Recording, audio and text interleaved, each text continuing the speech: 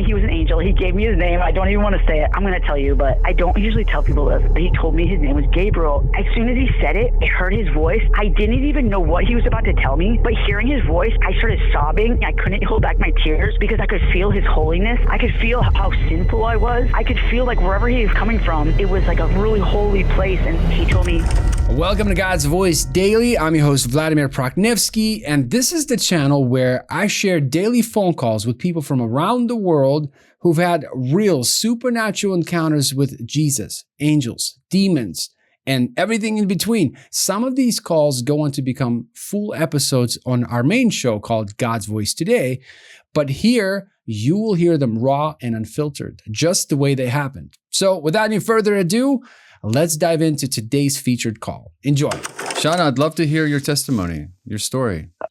okay. I'm going to try not to keep it too long. I know you got a lot of other things this morning. So I'll kind of hit the high points, there is probably more detail that can go into each one, but for time's sake, I'll just kind of run you through, starting, I guess, when I was young. Okay. I did know Jesus when I was young, like a teenager. I went on missionary trips to Africa and all this and really saw healings and stuff, so I was aware of him and the power of God from a young age. And then, came back and just started backsliding like crazy, and started getting into trouble. And I joined the military after 9/11, and at this point was really far from God. And went to Iraq, and over there it's just a whole mess, a whole spiritual mess. It's crazy over there.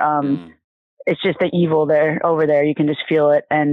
But anyways, so during my first deployment, I went on 2 deployments. My first deployment, I had my squad leader got killed, and I was around that when it happened, and it was traumatizing for me, I guess you could say. And then almost immediately, whether it was either that night or the next day or within 2 days, I don't know how soon it was, but it was very quickly, I started hearing these voices in my head. And when I say voices, I mean louder than what you can hear my voice now, screaming loud, voices. And there were evil voices, and they were just screaming all these obscenities at me, oh, you just want everybody to die, don't you? You just want them to die. You just want to get blown up. And it was just so overwhelming. And I still had 6 months left on my deployment. I mean, it got to where I couldn't even call home because I'd be talking to my grandma, and they'd be you just wanted to effing die, just this horrible stuff. And I remember at the time I was really embarrassed about it. I didn't want to tell anybody because I'm around all these strong people, and I just tried to hide it, but I was on the inside. I can remember feeling it was the worst I'd ever felt in my life. Mentally, I'd never felt this way before. I felt so out of control. And I thought that either 2 things, because I knew about the spiritual from my childhood. And so I was I'm possessed or something. I kind of went through my mind. I was I'm either possessed by a demon or I'm turning into a serial killer. And even though I was hearing these things in my head, it was not my desires. It didn't match up with what I wanted. But I was maybe it's my brain is shifting into something evil and being around all this horrible stuff over here. And it's only a matter of time before I turn into I want to kill everybody, that's kind of where I was at. But I was I just got 6 more months. I got to get through this. And so I did. I just kind of tried to put it in the back of my mind as much as I could, and just mission after mission. And then I left the country, and when I tell you, it was within a day of being back, it just all those voices it was somebody turned the volume down on the radio. And I was okay, well, that's that, I was stressed out or something. I started writing it off. And but then other things started happening. I started being very OCD about things, very counting and things, and having to check my door 100 times. And it was really exhausting, and it was time consuming. I was still in the Army at the time. I was being late for things, because I would have to go. I have to go. Did I check my door? Did I turn off all my straighteners and all this stuff? So I had to go back and check everything. And that was what finally drove me to a psychologist or a psychiatric help, telling them about these things. And they're like, well, did anything happen in Iraq? And I was well, yeah, I witnessed something really horrible. And then I started hearing these voices really loud. And then as soon as I came back, the voices went away, and I started counting all these things. And they were oh, okay, we know what happened. Right away, he was you have OCD brought on by a traumatic event. So pretty much he's telling me I have PTSD. And it was it was brought on by this traumatic event. He said in Iraq, you had to maintain such physical control over your surroundings that your brain kind of took over. And that's why you heard all these things. And then when you came back, your brain knew it could relax. So now instead of hearing voices, you're physically acting out these compulsive actions, you know? And I was like, okay. So then they put me on like antidepressants, you know? And I mean, that was my next 15 years, you know, I was just on Prozac and all these different antidepressants. And, I ended up going on like another deployment and got out of the military. And then, pretty much it was like, I say I went on a steady decline, right? Cause like the military, you have to be like taking drug tests and like, you had to have some sort of like, there's people around you keeping you in check, you know? And, I didn't have that when I got out. So I just started partying a lot and, doing drugs, and I started working in a go-go bar. I couldn't find work forever. And so I was like about to lose my insurance, my car, and all this stuff. And I actually tried to re-enter into the military through the reserves because I was like, man, I'm doing bad. I was like, I need to go back in, you know, and all this stuff. And there was a unit that I had found that was deploying to Iraq again as like a medical unit. And I tried to go back in the military and they booted me out of the reserves. I was in the reserves for like 2 months and they kicked me out saying I had PTSD and that I couldn't deploy anymore. I couldn't have a weapon anymore and all this stuff. So I'm like broke, you know, and I started working in a go-go bar. Like I became a dancer and, I did that for like 5 years, but in the midst of that, I found heroin. And I got really bad on heroin, and I ended up getting pregnant by a married man, one night stand. Of course, I mean, I met him in the club, and I had an abortion, and that was like the worst thing, of course, I've ever done. And but in that lifestyle, you know, it was actually, I'm not making excuses, but it was just the way I thought I needed to handle it. I was like, if I can just put this behind me, I was like, I can just move past it. Like I did Iraq, like I did all this other stuff. It's going to be really hard, you know, but I was one foot in front of the other. I'm going to get it done. And then I won't have to worry about it, you know, and that just destroyed me. Like I got even like before that, I wasn't using needles. And then after that, I just lost all self-respect for myself. If I ever had any, I mean, and I didn't care, you know, I was like, I'm just a scum of the earth anyways now. So I started shooting up. I mean, I'd shoot up any drug. I mean, any drug, crack, meth, Heroin was my love, though. I mean, that's the only drug I really cared about. I mean, I sold all my stuff, and I ended up meeting a guy. I ended up going to a rehab, and while I was there, and this is like a crazy part, I walked in, like you don't have much time off, but when you do, they allow you to go to church. You know, that's what you do. So I was like walked into a church one day, and I'm just sitting there looking. I'd never been in there before, and the pastor of this church is a woman. She came up to me, like running at me. She's like, oh my gosh, God is talking to me right now. He's telling me. And she started prophesying over me. And I knew it was happening, but at the time I didn't really care that much. I was still very much like in the fog. I was going to rehab to try to change, but I wasn't, my eyes were not set on God in any way, you know, especially after the abortion. I felt it was like so far from him, you know. And she was like, God is telling me that you still have some things to go through. But when you make it through, your testimony will bring thousands of people to the kingdom. And I remember thinking like, oh, okay, you know, and then they proceeded to meet a guy in rehab, you know, dropped out of rehab. Well, I made it through rehab, and then they sent me to a PTSD program, dropped out of that because I was with this guy and ended up moving with him. And a little side note on that, he was Hep C positive, and we were sharing needles and, you know, sleeping together, and God protected me through that.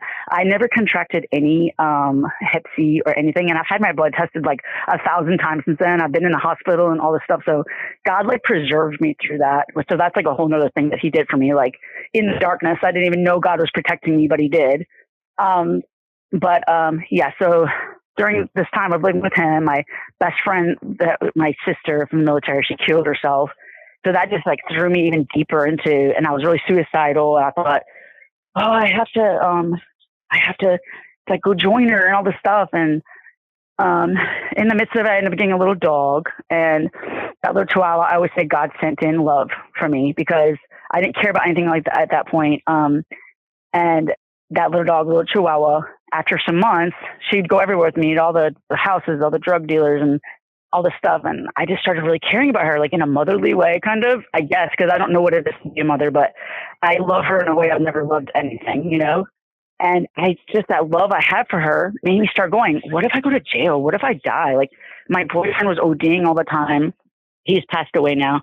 And I was like, what if I die? She's going to go to the pound, you know? And I just remember looking at her one day, looking at her face and realizing I've got to get out of here. This is not a good place, you know?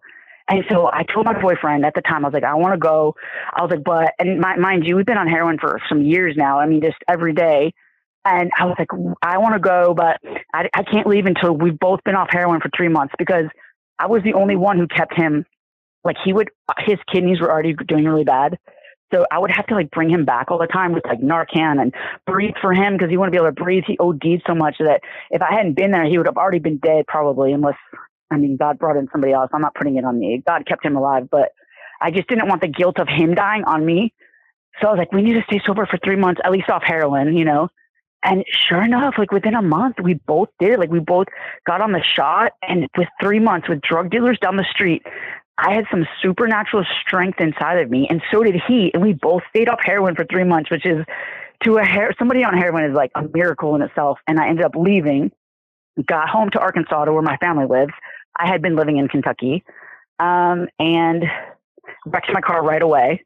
And now I look back and I'm like, thank you, Lord, because I would have come back a million times, you know, if I had that car. Found out I didn't even have a driver's license. Like, I've been driving around with like a suspension and all this. And so for 2 years I walked, you know, while I just wanted to go back to heroin, but I couldn't. And that little dog kept me here, because she kept me from getting on a bus and going back to Kentucky to find heroin, you know, and living on the streets or something. That's how bad I wanted it. And during this time, I just got more and more depressed. And while I was walking once, because I walked a lot those 2 years, I was walking, and all of a sudden I heard in my mind that a voice, like a blip, like of some sick stuff. Like, it was like I heard in Iraq. It was like a word came through, and I went, like, I recognized it right away, you know? And I was like, no. And pretty soon, within a month probably, it was the most horrendous inpouring of evil thoughts, images. I mean, I would see like genitalia. I'd see people's throats being slit. I would hear like sexual, horrific things towards people, like rape and all this stuff. And it was loud, and I couldn't even talk to people. And it was like getting shot. It was like getting shot with like I don't know, like a semi-automatic weapon or something, but mentally, you know, like no matter how much I tried to make it stop, I couldn't. And it was just so overwhelming. And I was like, oh, it's back. You know, I thought that it had went away, and I was like, it got triggered again somehow. And here I am. And I was like, I just knew. I mean, I remember just pacing in my apartment for hours, just knowing I'm going to kill myself. And that little dog, I knew she depended on me, and I would be mad at her sometimes. I'd be mad that she was there, because if she hadn't been there, I would have been out in those woods doing something, like hanging myself or something. Like, I just fantasized about it. I was suicidally like obsessed, you know, but I knew I was going to hell. I was like, after I had an abortion, I was like, God doesn't want me. And I was like, I'm going somewhere bad. I know that. I was like, but I need to read the Bible. I need to start reading the Bible. I was like, because wherever I'm going, the Bible, if I have read the Bible in this life, in the next life, I'll have memorized spiritually the scriptures, you know, and I'll be able to use that as like ammunition against all this hellacious stuff that's going to be coming at me. That's where my mind was at. It wasn't because I was like, oh, I want to get closer to God. I thought that was past for me. I thought abortion was a unforgivable sin, you know? And so I started reading the Bible. Within 3 months, when I tell you, I started having like almost like a poltergeist kind of thing in my apartment. I mean, grabbing my feet on the bed, touching me, keeping me awake. It kept me awake for almost like a week. And I'm not even exaggerating when I say that. Like, every time I'd start to fall asleep, it'd push me really hard and grab me and jostle me. Like, it was physically hurting me. And I was so afraid, and I didn't know what to do. And blah, blah, blah. I ended up going to this. I was doing Reiki cord cutting, thinking that would help it. Like, I had some evil attachment and all this stuff. And I ended up going to this lady, and she was like, you know, it sounds like a demon. And I was like, what? I mean, this has been a week of it almost keeping me awake the whole time, you know? And I was like, oh, okay. So like on the way home, I started playing like an exorcism prayer, you know, in the name of Jesus and all this stuff. And that thing that had been messing with me for a week started talking to me like how me and you are talking right now. Like, it was really clear and loud. And he's like, hey, do you remember me? And I was like, And I was like thinking back to Iraq, and he was like, yeah, we met a long time ago in Iraq. Like, he was telling me about when my squad leader got killed, like all those voices I started hearing and those thoughts that I was having, it was almost like the same thing. I think it came back to me, And I was like, what? And it ended up getting away from me. But for like the next 4 months, my apartment was like a horror house. It was like an open portal. I would hear things walking around, cupboards slamming. It felt like something was on the bed. I'd be like sitting on it or on the chair, and something would like run across it, like a full grown man running across your bed while you're sitting in it. Like, that's what it would feel like. My apartment would stink like smoke and feces, like all the time. And then they would dissipate really quickly. And I was like, and this whole time I'm like playing prayers on the speaker, and it would keep things at bay for a short time, but then eventually they'd come back, like within an hour or two, things would come back. I ended up like staying awake mostly through the night, sleeping during the day, because at night it was a lot worse, And then at the end of this 4 months, I had something start attacking me that it felt like it was grabbing me. It felt like it was sucking something out of me. It was almost like somebody put a vacuum on me and was like a hose to my sternum. And it was so painful. And I don't know what it was doing. I felt like it was like eating my soul, eating something from me. And it was so painful. And I just knew like my upper body would be throbbing from it. And I was like, I just know this is going to get me, And the attacks started getting more frequent. Like, I could drive it off, but within 10 minutes it'd be back. And it would follow me anywhere that I went, to my grandpa's house, to the store. Like, if I was in my truck, he'd be with me, And I was like, oh man. And during this time I was in my room, and I had a voice start speaking to me, just like a loud, clear voice. And he told me he was an angel. He gave me his name. I don't even want to say it. I'm going to tell you, but I don't usually tell people this, but he told me his name was Gabriel. And that's what he said. He said, my name is Gabriel. And as soon as he said it, I heard his voice. I didn't even know what he was about to tell me, but hearing his voice, I started sobbing. I leapt to my feet and started sobbing. I couldn't hold back my tears because I could feel his holiness. I could feel how holy he was. And I don't know how to explain that. I could feel how sinful I was. I could feel like wherever he was coming from, like it was like a really holy place. And the whole time he's speaking to me, I'm sobbing, and he was like, he told me some things. He told me that this thing that was coming after me, I had to go on a fast in order to break free from it. I think he said it was trying to kill me, but I don't want to like put words in his mouth, but pretty much it was going to be really bad if I didn't go on a fast. And he gave me a detailed fast. He told me that I needed to go 3 days with no food or water, and then 4 days with water only. He even said, like, you need to start at exactly midnight and end it at exactly midnight, because it makes it more powerful. And he was like, this is bigger than this, just you. Like, somehow this is affecting more. Like, I needed to make it out of this, I think, to help others or something. And then he told me that that the heavenly hosts found me offensive. Now, at the time, I didn't even know heavenly hosts were angels. I thought it was just like everybody in heaven, but come to find out that heavenly hosts are angels, and that at the end times, they are going to find all the offensive things and cast them into the pit. And I didn't even know, like I think he was telling me, you're on the wrong path, and you need to clean up, but I don't know. And then he told me that, that he had he told me another thing. And then he told me that he had one final gift for me, that he had love for me. And that he told me he'd never speak to me again for all of eternity. And then he was gone. And I was like, oh my gosh, and I settled down. And after that, I had demons. Like, I think I can hear in the spirit, sometimes, like ever since this happened to, like, I can hear that I had demons come and try to be like, I'm Gabriel and all this stuff, but I knew that it was not the same, because he told me that was the last time he would speak to me. And the feeling was not the same. It was like comparing like a pit bull to a Chihuahua with reindeer horns on or something. It was so obvious to me, like the difference in the voices I was hearing, like for real, that's what it's like. And so within a few weeks, I did the fast. It was the hardest thing I was ever going to do, or not ever going to do, but I'd never even done a fast before. And I'm sitting here doing this hard, dry fast. And, I thought I was going to die during it. Like, I felt so sick and my head was pounding. But the only thing that kept me going when I was like, I know that he told me that if I don't do this, it's going to be really bad, and that other people are depending on me. So I just kept doing it. By the end of the week, all the activity that had been going on around me nonstop for months has ceased. I had somebody come up to me that I had known for like a long time ago, or a couple years before, that needed my help. So I was able to like go stay at her house and get out of like my creepy apartment there. I was all by myself. Like it was such like a God, like that week that my whole life shifted 180 degrees. Now that has been 2021 that I think that happened. Now since then, I had done so many fasts since then, all different kinds of fasts.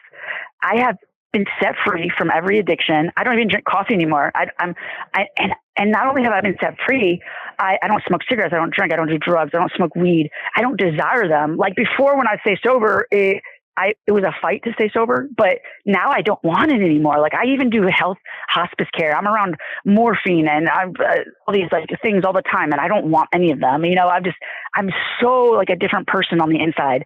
I've audibly heard chains break 3 times. Like the first 2 times I didn't even know what was happening, but I heard it like, you hear the links fall. And I was like, what is that? And then I was watching some YouTube video and thought, oh, I hear chains breaking. And I was like, hey, I know that's happened to me, you know? And so I've really gotten to like deliverance, and I've studied a lot about deliverance and stuff like that.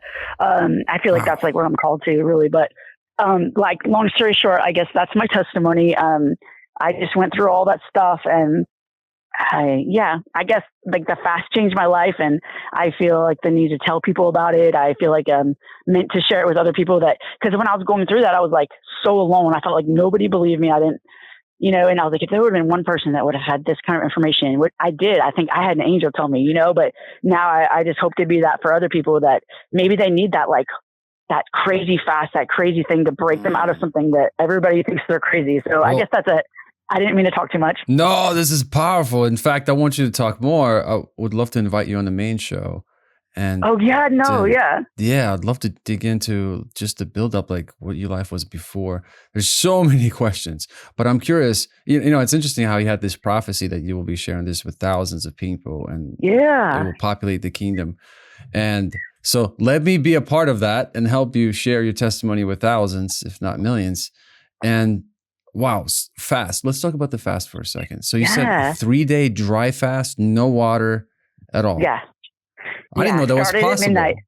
Yeah. And it's hard too. Like it's really hard. By the 3rd day, you're like, your kidneys are hurting, you're hurting, you know, and 3 days, no food or water. I started at midnight, and then at midnight on the 3rd day, I started drinking water, right? I mean, he was very specific about how precise the timing needed to be.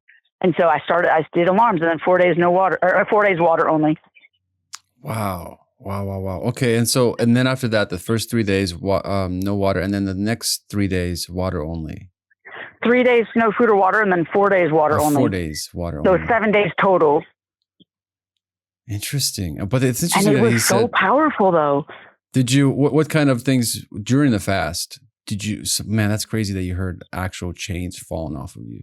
Oh yeah. And that's been like not all at that same time. It was afterwards, maybe the next couple years afterwards, like 3 different times I heard while I was fasting and praying or whatever, I would hear chains fall off, like for real. You know how in the Bible it talks about like certain spirits, you can't cast them out except for prayer and fasting. So I guess that's biblical, right? There are so strongholds over your life. And in order to really get rid of them, you got to pray and fast. What is it about prayer and fasting that completely just you create an environment where they just can't thrive?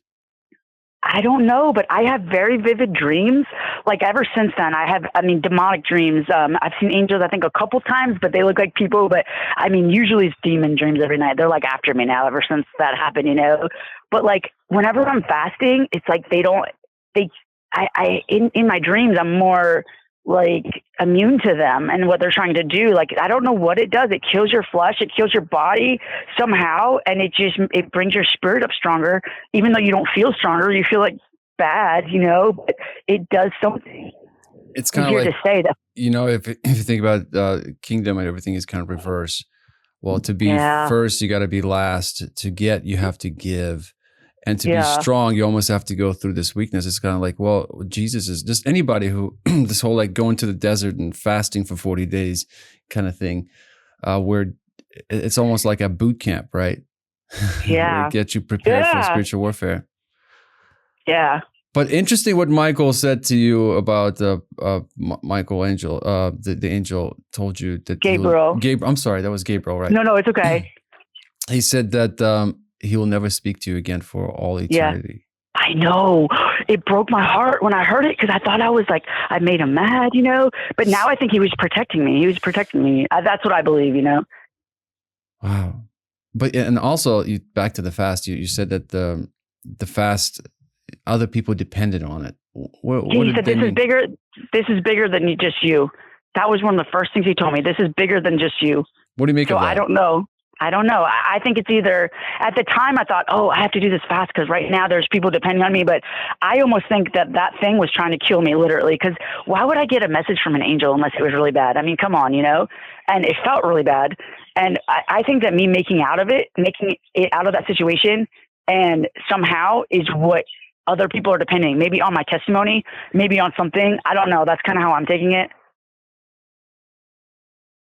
Wow. That's powerful. Amazing. Man, I'm still getting over this cough, so I'm in coughing. Forgive me for that. No. But trauma, interesting how it opens doors, right? You went to Iraq, you've seen some things. And through trauma, you know, a lot of conversations. I probably had, I don't know, like 700 phone calls since I started this 8-9 months ago. Wow. And a lot of the stories start with trauma early on in life, being molested or whatnot. But for you, so you started hearing those voices right after this big trauma. What do you make of that? Well, I'll tell you exactly. Okay, so we were in a Humvee team. So he was in the first Humvee and I was in the 7th. We were in a convoy security team. He got hit by the IED. I heard over the radio, he's dead, like that. As soon as I heard he's dead, my heart dropped. I could feel this, like, you know? And then right then I screamed. Like it was something out of a movie. Like my head went, I was like, like this high pitched scream that just went on and on and on. And I remember thinking, who did that? Like, it wasn't even like I meant to scream. I wasn't afraid. But when that demon came back to say, do you remember me? One of the things I thought was when I screamed, like, I think he waited for my heart to drop. He waited for that sadness, that something, that broken heart. And he hit me with everything he had. Interesting. That's what I believe. Because as soon as I screamed at God, I remember thinking, what? It felt like out of body. Like it wasn't me. And then after I screamed, I didn't even make any more noise. I was like, if anything, in shock. I was very quiet and just continuing on. I was still having to drive. I was still having to do the mission, you know? I mean, I wasn't like a screamer like that, you know? So it was very out of place for me. But it was right after that happened that I started hearing all that stuff. So I think that they used that trauma, that it's like a niche in your art. It's like a crack in your armor. It's like a soft spot. And that's what they have to hit it. They have to hit that soft spot because that's their only way in, you know, and then they can be in you and doing all kinds of stuff, you know? That's interesting you say that because I remember hearing a story. I think it was my father shared it. It's been so long ago. I can't remember the source of it, but I just remember the story where they were casting out this demon out of a person and they were asking the demon, how did you get in this person? And the demon said that, I guess this person was walking through a village late at night. It was dark and a rooster was hiding and the rooster just made a loud noise, spooked him. And through the fear, it got in. You know how God works through love, Satan works through fear. And so a lot of times when you have a PTSD, some kind of traumatic event happening, and through that trauma, through that you're being spooked, it's like the spirit and body. And so like gets just like little detachment, little gap, air gap or something. And they just squeeze in there. And so they got to do it quick almost. Yeah. And so that's why I don't watch scary movies. I don't know why people watch scary movies. It's like the way I look at scary movies is like, imagine you're watching a scary movie, all these demons just like waiting to like, okay, let's spook them. And then we'll get there through fear. And so that's interesting because a lot of the times it's through something very traumatic. Somebody got scared a lot, or like massive event happens and they get spooked, scared, and through that, interesting. Well, and I'm thinking about your boyfriend that OD'd. Yeah, man, and how God protected me from the Hep C. Like when I got with him, I didn't even know he had it. He didn't tell me, right? And I'm doing whatever, sharing needles. I mean, for real. And I was with him for years, a few years. Was he a believer? He had been when he was younger. He even had a big crucifix tattooed on his ribs, but he died while he was still heavily in. So I mean, I pray for him, but I don't know if he was willingly following the devil when he died, or if in the last moments he repented. I can't say.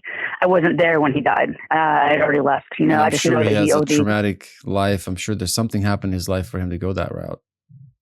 Well, he tried to kill himself and survived. Shot himself in the face with a shotgun, and he survived it. You know, so I mean, he had all kinds of demons. I mean, all kinds of baggage. You know. Mm. And he had been to Iraq too. So, I mean, he was a Marine. So, I mean, who knows? I mean, yeah. And thank God for your dog, right? I always say that animals keep people alive, especially like older people. A lot of times that's probably the only thing that keeps them going, the pets that they have.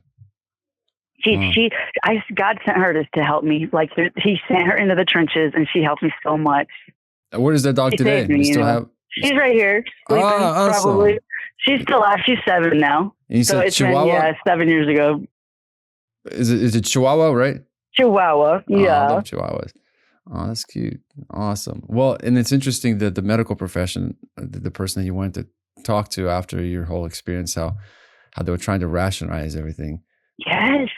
I believe that a lot of like PTSD symptoms, and I can't say for all of it, I cannot say, but I mean, our world is spiritual. We think we're in the physical realm, but really we're the fake one, and the real realm is the spiritual one. I think that PTSD is demonic oppression. Like, I believe it. Yeah, because it torments you, right? There's no peace. It's like the OCD, the checking the doors, the looking around, never having peace. That's not from the Lord. That's not, fruits of the Spirit are not there. Mm-mm. Well, wow. I mean, this is powerful. I'm excited. So after this phone call, I will go ahead and send you the link to register for the main interview.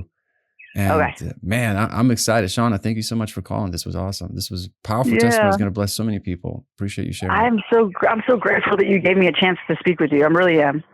Oh, likewise. Thank you. Talk soon, Shana. God bless. All right.